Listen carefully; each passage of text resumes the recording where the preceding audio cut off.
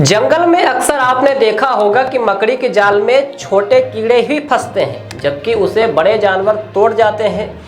ठीक इसी तरह का सरकारी तंत्र भी है। इसमें छोटे कर्मचारी फंस जाते हैं, जबकि बड़े कर्मचारी नियमों को ताक में रखकर नियमों को हाथ में फुटबॉल की तरह खेलते हैं। रीवा जिले में विधानसभा चुनाव से लेकर लोकसभा चुनाव तक कर्मचारियों की पदस्थापना को लेकर ऐसा गोलमोल हुआ कि किसी को कुछ पल्ले ही नहीं पड़ा। मतलब कि जिस तरह छोटे बच्चों को समझा दिया जाए कि बेटा यह आम नहीं नीम का पेड़ है, इसी तरह से पदस्थापना को लेकर अधिकारियों ने तमाम दावों के साथ जवाब दिए। ऐसा हम नहीं कह रहे हैं, बल्कि कुछ कागजी आधार कह रहे हैं। विधानसभा चुनाव से लेकर लोकसभा चुनाव तक स्थानीय पदस्थापना कर्मचारियों के जो कि पदस्थ कर्मचारियों की स्थानांतरण व पदस्थापना को लेकर ऐसे जवाब प्रस्तुत किए गए कि वह एक दूसरे के विरोधाभास है। पहले आप यह मामला समझिए। सहकारिता बैंक के रीवा के मुख्य कार्यपालन अधिकारी ज्ञानेंद्र पांडे, जो कि गुड़ के पुश्तैनी निवासी हैं, जो अपने एक जवाबी पत्र में खुद स्वीकार कर रहे हैं, जिनका वर्तमान में निवास रतहरा में है। आपको हमने पूर्व में भी खबर में दिखाया था कि ज्ञानेंद्र पांडे के निवास रतहरा में है। उनका वोटर लिस्ट में भी नाम था, जो कि एक जवाबी कागज में मुख्य कार्यपालन अधिकारी ज्ञानेंद्र पांडे खुद स्वीकार कर रहे हैं।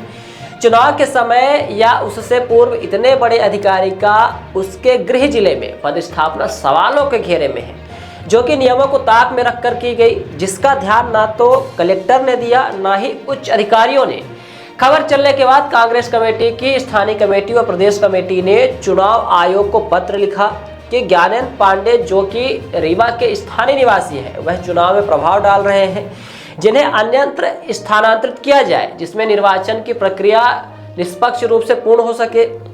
जिसको संज्ञान में लेते हुए कलेक्टर एवं जिला सहकारी केंद्रीय बैंक, जो कि संयुक्त आयुक्त सहकारिता रीवा संभाग ने एक पत्र लिखा, जिसमें ज्ञानेंद्र पांडे, जो कि मुख्य कार्यपालन अधिकारी जिला सहकारी केंद्रीय बैंक मर्यादित रीवा के, उनके जो गृह ग्राम पुश्तैनी ग्राम जो बता रहे हैं कि उनका गुड़ में है, उनको गृह जिले से अन्यत्र स्थानांतरित किए जाने को एक पत्र लिखा, जिसने संयुक्त आयुक्त सहकारिता के रीवा संभाग से यह पत्र जारी हुआ, जिसमें यह जवाब दिया गया कि मुख्य कार्यपालन अधिकारी ज्ञानेंद्र पांडे से जवाब मांगे, जिन्होंने खुद ही अपना पैतृक गांव गुड़ में होना बताया, जिस पर लॉलीपॉप वाली कार्यवाही करते हुए ज्ञानेंद्र पांडे को मऊगंज जिले के गौरी सेक्टर ऑफिसर के पद पर नियुक्त कर दिया गया।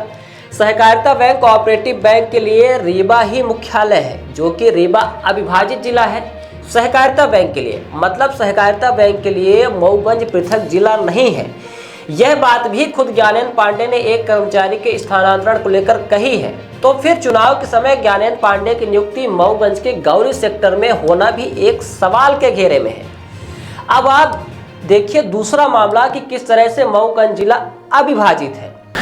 20/2/2024 को सिमरिया विधायक अभय मिश्रा के द्वारा मुख्य निर्वाचन पदाधिकारी निर्वाचन कार्यालय मध्य प्रदेश भोपाल को एक पत्र लिखा गया, जिसमें स्थानांतरण किए जाने के संबंध में पत्र लिखा गया, जिसमें उन्होंने बताया कि विभिन्न विभागों के अधिकारी कर्मचारी विगत कई वर्षों से पदस्थ हैं। स्थानीय होने के कारण हिताग्रही मूलक योजनाओं एवं अन्य शासन द्वारा संचालित योजनाओं का दुरुपयोग किया जाता है, राजनीतिक कार्यों में संलिप्त है, शासन द्वारा चलाई जा रही जनहित जैसी योजना इनके द्वारा प्रभावित हो रही है। आगामी लोकसभा निर्वाचन संपन्न होने के पूर्व 3 वर्षों से अधिक अवधि में पदस्थ अधिकारी कर्मचारियों का स्थानांतरण जिले के बाहर अन्यत्र किए जाने की मांग की थी, जिसमें उन्होंने 28 नामों की सूची भी निर्वाचन पदाधिकारी को सौंपी थी, जिसमें से एक नाम सिमरिया के पुश्तैनी निवासी राम नरेश तिवारी का भी सम्मिलित किया गया था, जो कि सहकारिता विभाग के कर्मचारी हैं। वर्तमान में प्रभारी शाखा प्रबंधक सेवा सहकारी समिति सिमरिया पदस्थ हैं, जिन्हें मूल पदस्थापना से स्थानांतरित किए जाने बाबत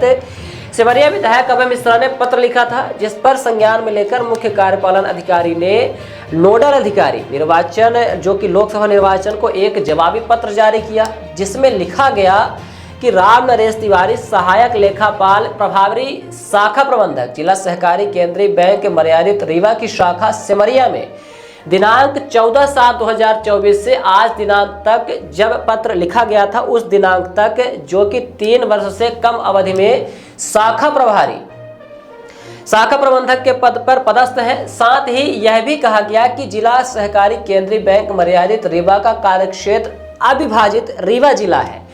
इन्हें बैंक के कार्यक्षेत्र के कारण बाहर स्थानांतरण पदस्थ नहीं किया जा सकता है। मतलब राम नरेश तिवारी जो कि प्रभारी शाखा प्रबंधक के पद पर हैं, उन्हें अन्यत्र स्थानांतरित नहीं किया जा सकता क्योंकि रीवा का कार्यक्षेत्र अविभाजित है, रीवा जिला है। मतलब मऊगंज जिला विभाजित नहीं है कोऑपरेटिव बैंक के लिए।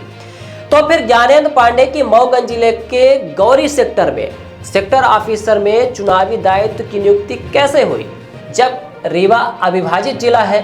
और यदि मुख्य कार्यपालन अधिकारी ज्ञानेंद्र पांडे की नियुक्ति सेक्टर ऑफिसर के तौर पर विभाजित जिला मानकर मऊगंज के गौरी सेक्टर में की गई, मतलब उनके गृह जिला से उन्हें अन्यत्र पदस्थापना किया गया, जैसा कि पत्र में लिखा गया कि ज्ञानेंद्र पांडे को उनके गृह जिले से अन्यत्र पदस्थापित किया जा रहा है। मऊगंज के गौरी सेक्टर रूप में सेक्टर ऑफिसर के रूप में उनको दायित्व सौंपा जा रहा है। ठीक उसी तरह से राम नरेश तिवारी की भी पदस्थापना या स्थानांतरण किसी अन्य विधानसभा में की जा सकती थी, लेकिन नियमों को ताक में रखकर गोलमोल जवाब प्रस्तुत किए गए और चुनाव आयोग आंख में पड़े धूल की तरह यह सब देखता रहा। ऐसे कई मामले हैं जो कि नियमों को ताक में रखकर किए जा रहे हैं। किसी का स्थानांतरण 3 वर्ष पूरे नहीं हुए यह कहकर रोक दिया जाता है, एक एक दिन गिने जा रहे हैं। कोई कर्मचारी 8 से 10 साल तक एक ही शाखा में पदस्थ है, लेकिन उन्हें अतिरिक्त समय अवधि के लिए रखा जा रहा है। ऐसे में सहकारिता बैंक रीवा के मुख्य कार्यपालन अधिकारी की कार्यप्रणाली सवालों के घेरे में है। अब आचार संहिता समाप्त हो चुकी है, अब तो कार्यवाही होनी चाहिए। विधिवत तरीके से जांच करवाकर तमाम जो कि जवाब प्रस्तुत किए गए, जो कि नियुक्तियां हैं, जो कि सवालों के घेरे में है, उनकी तमाम जांच करके कार्यवाही की जानी चाहिए।